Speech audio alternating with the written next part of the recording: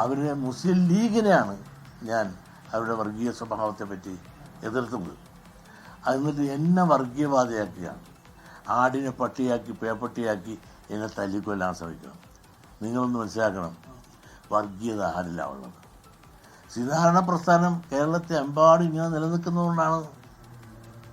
ജാതിഭേദം മതദ്വേഷം ഏതുമില്ലാതെ സർവ്വരും സോദരത്തേന, ആ സോദര ചിന്ത എന്നും പ്രചരിപ്പിക്കുകയും പറയുകയും അത് പ്രായോഗിക തലത്തിൽ നടപ്പാക്കുകയും ചെയ്യുന്ന വിഭാഗമാണ് ഈഴവ സമുദായം, ശ്രീനാരായണ പ്രസ്ഥാനം. അതുകൊണ്ടാണ് ഇവിടെ ഒരു കലഹമില്ലാത്തത്.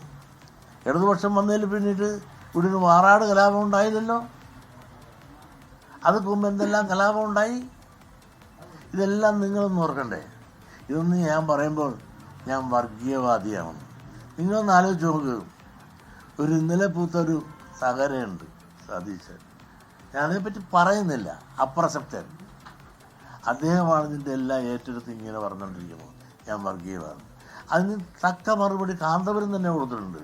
കാന്തപുരം കൂടി യോഗത്തിലും തൻ്റെ സ്വസിദ്ധമായ വർഗീയത അവിടെ എനിക്കെതിരെ പറഞ്ഞപ്പോൾ കാന്തപുരം ശാസിച്ചു, പരസ്യമായി പറഞ്ഞു, ഈ വേദി രാഷ്ട്രീയക്കാർക്ക് പരസ്പരം അതൊക്കെ വർഗീയത പറയാനുള്ളതല്ല എന്ന് സതീശന് പരസ്യമായി അദ്ദേഹം താക്കീത് ചെയ്ത് പ്രസംഗിക്കുകയുണ്ടായി. നിങ്ങളൊന്ന് ആലോചിക്കണം, ഇവിടെ മുതിർന്ന നേതാക്കന്മാരുണ്ട് കോൺഗ്രസ്സിലെ. ഞാൻ ഒരിക്കലും കോൺഗ്രസ്സിനെതിരല്ല. മുതിർന്ന AK ആൻ്റണി പറയട്ടെ ഞാൻ വർഗീയവാദിയാണെന്ന്, രമേശ് ചെന്നിത്തല പറയട്ടെ, അവരെല്ലാം എത്രയോ സീനിയറായി, ഇളയേക്കാൾ എത്രയോ സീനിയറായ ആളുകളാണ്. അവർ പറയട്ടെ ഞാൻ വർഗീയവാദിയാണെന്ന്, ഇതെല്ലാം പറയട്ടെ. വേണുഗോപാലുണ്ട്, സതീശനുണ്ട്, നമ്മുടെ AK ആൻ്റണിയുണ്ട്, രമേശ് ചെന്നിത്തലുണ്ട്. ഇങ്ങനെയുള്ള ആളുകളെല്ലാം ഇന്ന് ലൈവായി ജീവിച്ച് രാഷ്ട്രീയത്തിൽ തന്നെ അവർ നിലനിൽക്കുന്നുണ്ട്. അവർ പറയട്ടെ വെള്ളാപ്പള്ളി നടേശൻ വർഗീയവാദിയാണ് എന്ന് പറഞ്ഞാൽ ഞാൻ അഡ്മിറ്റ് ചെയ്യാം.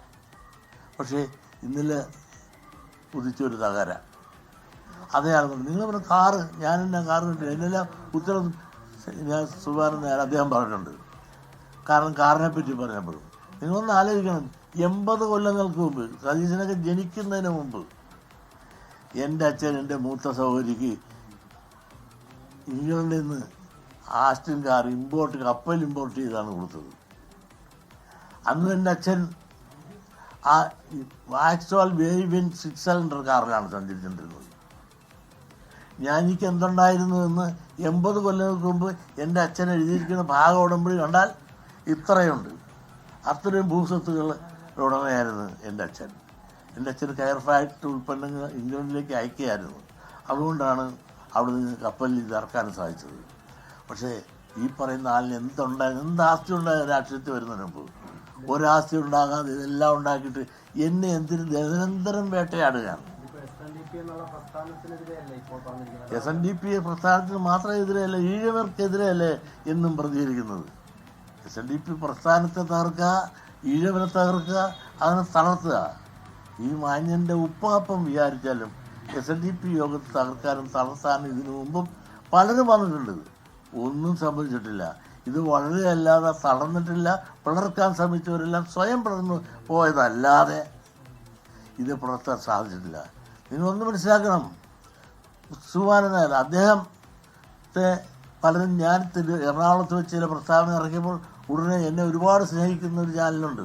അവരുടനെ വിളിച്ചങ്ങോട്ട് ഉടനെ എന്ത് നെഗറ്റീവ് കിട്ടുമെന്നാണ് വിചാരിച്ചത്. കിട്ടിയില്ല. അദ്ദേഹം നല്ലൊരു മറുപടി പറഞ്ഞു. ആ മറുപടി പറഞ്ഞപ്പോൾ എന്താണ്, ഈ കാലഘട്ടത്തിൽ യോജിപ്പ് അനിവാര്യമാണെന്നും ഇതുപോലുള്ള കാറിൻ്റെ കാര്യമെല്ലാം പറഞ്ഞ് ആക്ഷേപിക്കുന്നത് ശരിയല്ല എന്ന് ഉപദേശ രൂപത്തിൽ ആ മാന്യൻ പറഞ്ഞുവെങ്കിൽ കാലഘട്ടത്തിൻ്റെ ചിന്തയും ഭാവനയും എവിടെ എത്തുന്നു എന്നുള്ള തിരിച്ചറിവ് എങ്കിലും ഇവർക്കൊക്കെ ഉണ്ടായാൽ നല്ലത്. ലോകത്തെവിടെയായാലും ഏത് സമയത്തും 24 വാർത്തകളും ഓഗ്മെന്റഡ് റിയാലിറ്റി പാക്കേജുകളും എക്സ്പ്ലെയിനറുകളും വിശദമായി കാണാൻ ഞങ്ങളുടെ യൂട്യൂബ് ചാനൽ നിങ്ങൾക്ക് സബ്സ്ക്രൈബ് ചെയ്യാം.